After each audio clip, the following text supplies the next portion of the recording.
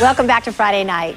A couple of weeks ago, we showed you what it was like to take off in a space shuttle. Well, tonight, Commander Weatherby takes us for a tour of the inside to see how the astronauts live in space. Well, Jim, thanks for having me back.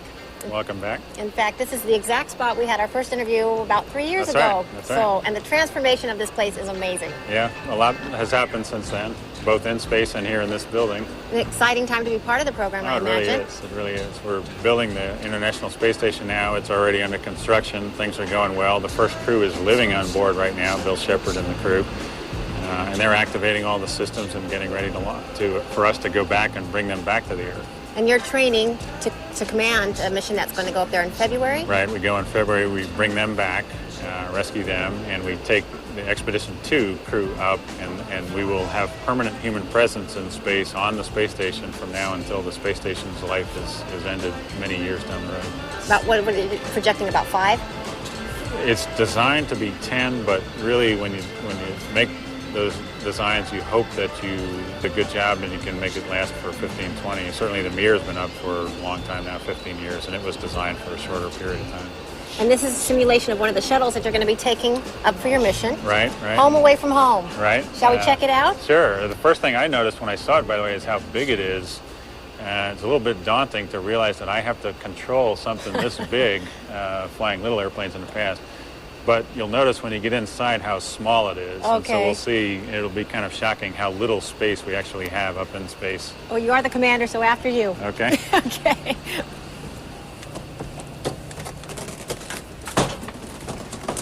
No close-ups. This is the cockpit, but basically it's also your living quarters. Right. So what's it like living with 6 of your closest friends in this confined space? Well, and you picked up on the important point. The first thing you notice here is it is pretty small. But the interesting thing to remember is that when we leave Earth and we're up in space, you can actually use the third dimension. So if we had Simple here and you were in my way and I wanted to get over here, I wouldn't have to knock you aside. I could say, excuse me, and I could float over the top of you, or you could do the same to me. And so all of a sudden it seems bigger just because there's no gravity. In fact, when I sleep, as the commander, I always want to be close to the controls if something happens to the vehicle. And I sleep, I'll say lying down, but you're not really lying down, right along the floor here, stretched out. And the only thing I have is a little bungee system connected to the floor. I was going to ask, okay, how do you strap yourself in? I did notice cots down below that are sort of attached to the wall. Right. But you prefer to sleep up here? I like to sleep with just a little bungee that keeps me on the floor and keeps me from floating around and hitting any of the switches. You seem like a pretty even-tempered guy, though. Do tempers flare when you guys are confined in this small space together? We're starting to look at that kind of a thing. It's another important point that we have to think about for the long-duration missions. It's not so bad on the short-duration missions, although, of course, you try to be professional about it. But on the longer-duration missions, we think psychologically you need to have your own personal space that you can go away and get away from it all for a short period of time and do some enjoyment things, read some books or whatever, or look out the window. Right. So those are the kinds of things we're looking at. Now show us where the kitchen is. And kitchen will be over on this side, which unfortunately I see in this mock-up they don't have it installed. We'll float on over this way, and normally it's right here, and there's an oven with a fan that blows hot air on the food. Seriously, that's how you heat it up? Yeah. The other way that we can heat the food is to simply hydrate it with hot water. We have 2 water ports, one for cold water, one for hot water.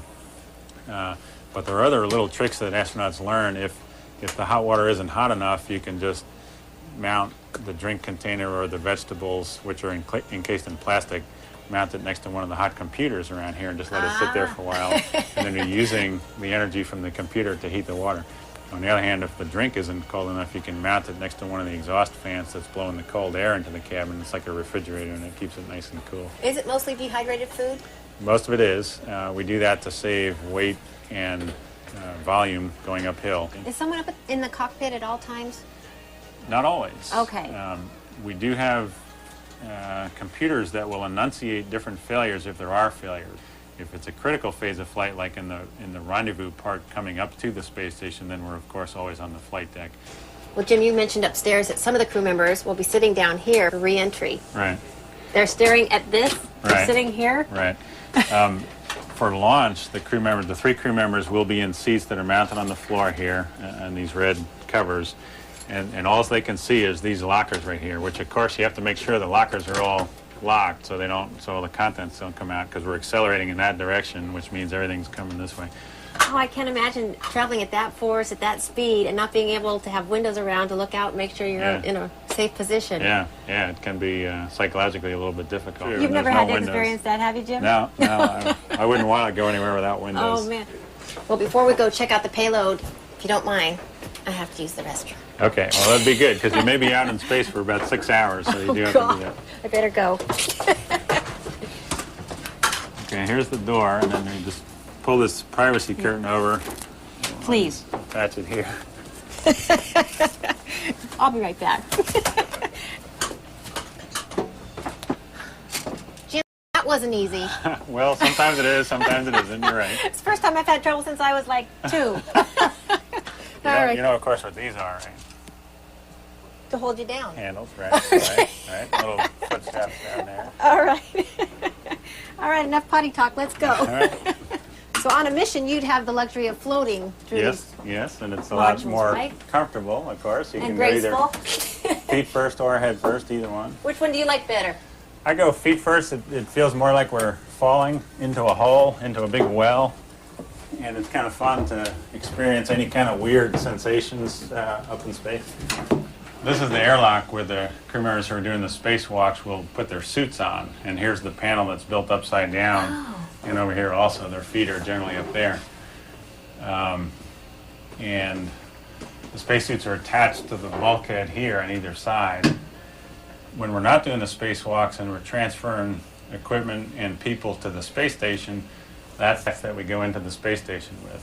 Yeah. It's so strange to think that it all happens in such small spaces. Right. The greetings, the goodbyes, they all take place in this little cylinder right here. Yeah. And so if someone were to keep going and go out to the payload, they'd have to have a spacesuit on. Right. On our flight, we will have 3 spacewalks. 4 different crew members will do a total of 3 spacewalks. And they take equipment out of our payload bay and attach it to the space station. It really is construction work, and we'll see some of the mock-ups later on how tall it really is. And if you ever were afraid of heights, that's where you would sense it when you take that first step out into outer space. Nothing. There's no floor, and you see the Earth 200 miles below you. And some astronauts have to take a deep breath when they first take that big step. You get a sense that you're falling. But just a tremendous view. And I can't even imagine. And they have a motorized backpack on? Right. We always will, on the space station, stay tethered so that we don't float freely. But if something happens, if the tether broke or they inadvertently got disconnected, they do have a backpack that they can jet back to the space shuttle to get rescued, because I can't separate from the space station for about 20 minutes. And so it would be very difficult to go retrieve them if they got inadvertently untethered. Are your nerves on edge when you have a crew member out there working?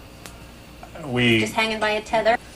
There are a few times that a space flight is emotional. We can't afford the luxury of being emotional, but that's one of those times when they come back in after a spacewalk and they're all excited and happy. Okay. Do you think shuttles will always be the mode of transportation for components up into space? There are a lot of discussions about that right now going on. If you really think about it, and I don't think I'm a shuttle lover by any means.